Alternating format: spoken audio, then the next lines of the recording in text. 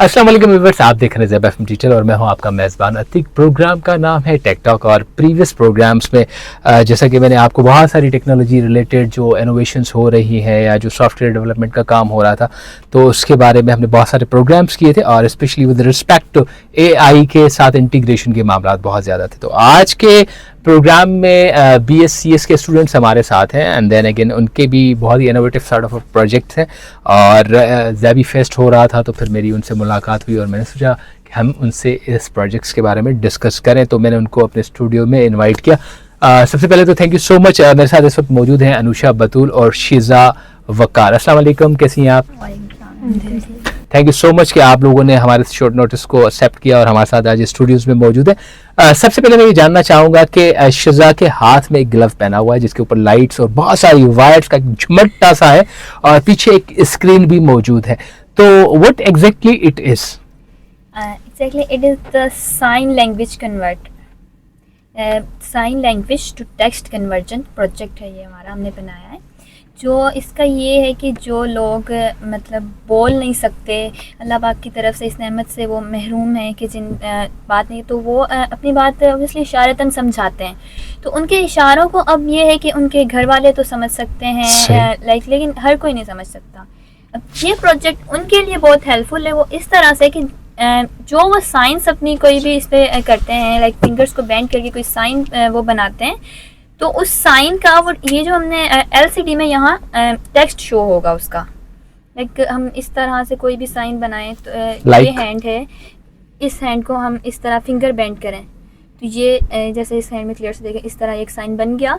इस साइन को अब वो कोई तो पर्टिकुलर बंदा समझ, अब हर कोई नहीं समझ सकता। अब ये इस तरह उन्होंने साइन किया तो यहाँ पर LCD में एक टेक्स्ट शो हो रहा है which is I want water, I am hungry, and then next finger को हम अगर करें बेंड तो नेक्स्ट हमारे पास टेक्स्ट शो हो रहा है I want water, then no gesture, then ये नेक्स्ट फिंगर थर्ड को हम जब बेंड कर रहे हैं इसमें हमारे पास टेक्स्ट शो हो रहा है टू वॉशरूम। तो इस तरह से हम इसमें और ज़्यादा भी फंक्शनैलिटीज़ इसकी ऐड कर सकते हैं और ज़्यादा एडवांस इसे बना सकते हैं और भी कमांड्स ऐसे कर सकते हैं।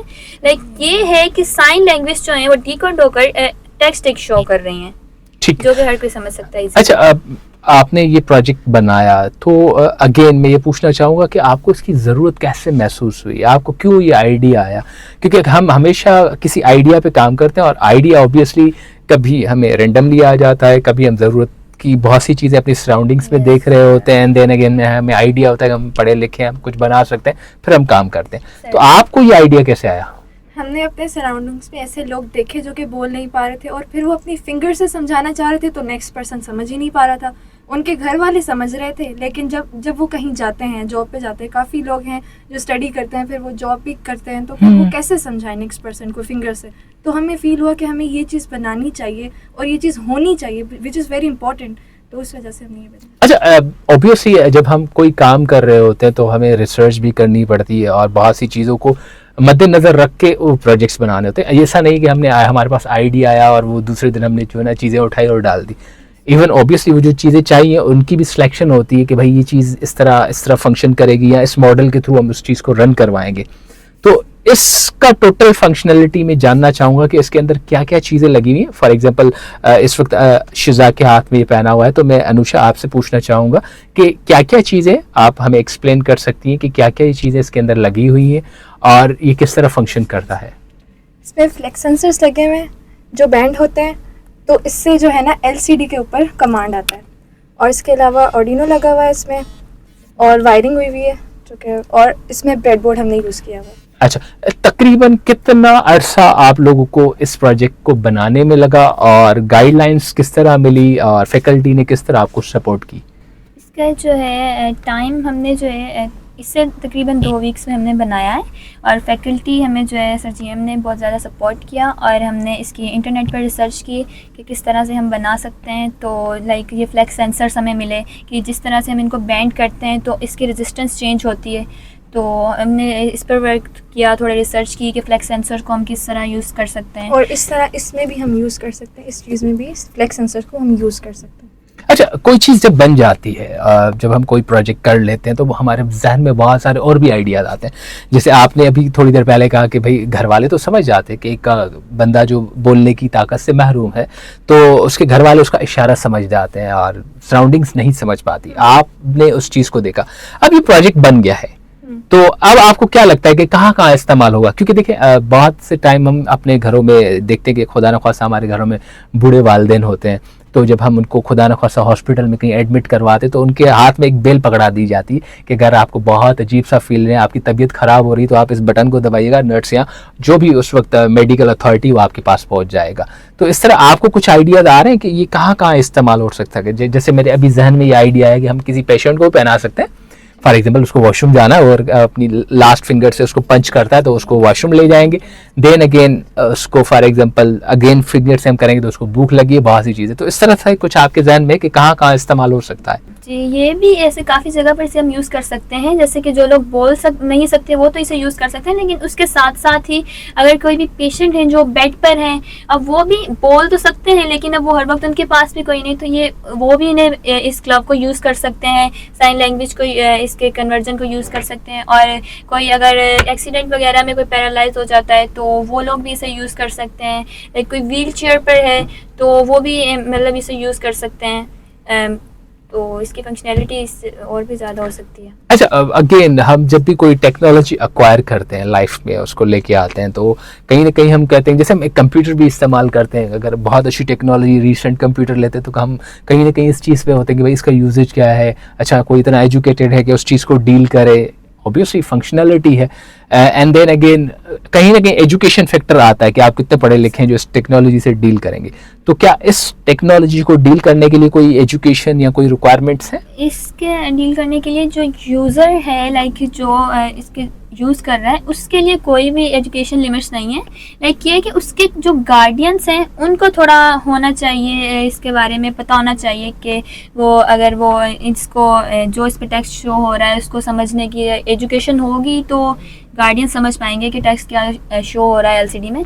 लेकिन जो इसको यूज़ कर रहा है उसके लिए कोई लिमिटेशंस नहीं है, कोई भी इसे यूज़ कर सकता है। अच्छा, अब अगेन आपने जैसे बताया कि जीएम साहब आपके प्रोजेक्ट को जैसे लाइक सुपरवाइज कर रहे थे सारी चीज़, तो ज़ैबिस्ट की किस कदर आपने एजुकेशन देखी? एंड देन अगेन ऑब्वियसली आप ज़ैबिस्ट के प्लेटफॉर्म पे ये सब चीज़ें पढ़ रहे हैं, सीख रहे हैं, क्योंकि आम इंसान शायद मेरे हिसाब से इतना इजी नहीं है इस टेक्नोलॉजी को एक्सेस कर सके।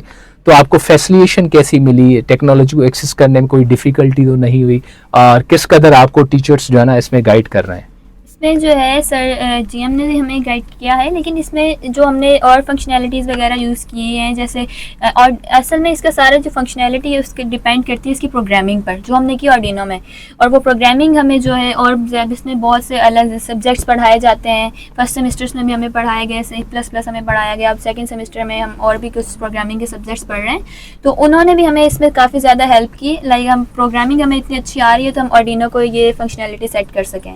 और बाकी ये जो हमने वायरिंग कनेक्शंस वगैरह यूज़ किए हैं, इसके लिए भी हमें काफ़ी सब्जेक्ट पढ़ाए जाते हैं। अप्लाइड फिजिक्स का हमें पढ़ाया गया। अब हम DLD जो है डिजिटल लॉजिक डिज़ाइन पढ़ रहे हैं, तो उसमें हमें ये नॉलेज हमें ज़ैबिस्ट की तरफ से मिलती है, जो हम ये वायरिंग और ये कनेक्शंस वगैरह उसके कर सकते हैं। और बाकी प्रोग्रामिंग के सब्जेक्ट्स भी हमें उसमें पढ़ाए जाते हैं। अरिशा, आपका कैसा एक्सपीरियंस रहा ज़ैबिस्ट के साथ? ऑब्वियसली सारी चीज़ें आपके लिए, आई डोंट नो आपका ड्रीम था या नहीं, मगर आपने किया है, तो आपका तजुर्बा कैसा रहा? बहुत बेस्ट था, और मेरा ये ड्रीम था कि मैं भी कुछ इस तरह की चीज़ बनाऊं कभी, जो कि इम्पॉसिबल था कहीं और। ज़ैबिस्ट का जो प्लेटफॉर्म है उसके ज़रिए हमने ये चीज़ मतलब अपनी बनाई है। तो ऑब्वियसली बात है, प्रोग्रामिंग इसमें यूज़ ही हमारे फर्स्ट सेमेस्टर में जो सब्जेक्ट्स थे, सेकंड में उनके ज़रिए ही मतलब उनसे हमने गाइड ली प्रोग्रामिंग की सारी चीज़ें, तो उसके बाद हमने ये बनाया। अच्छा, अगेन ज़ैबिस्ट का कैसा लगा आपको? एटमॉस्फेयर, वहाँ की faculty, campus facilitation, and then again obviously in future आप किसी को रिकमेंड करेंगे तो आपके क्या तासुरात हैं? बहुत सपोर्टिव, बहुत ज़्यादा। सर जीएम और बाकी जितने भी हमारे सर हैं, इवन हमारा प्रोजेक्ट जो था सर जीएम का था, तो हमें जो है हमारे बाकी सर्स ने भी बहुत ज़्यादा हेल्प आउट किया इसमें। प्रोग्रामिंग के जो हमारे टीचर्स हैं उन्होंने हेल्प आउट किया, तो बहुत ज़्यादा फ्रेंडली हमारा जो है वो फैकल्टी के साथ रहा।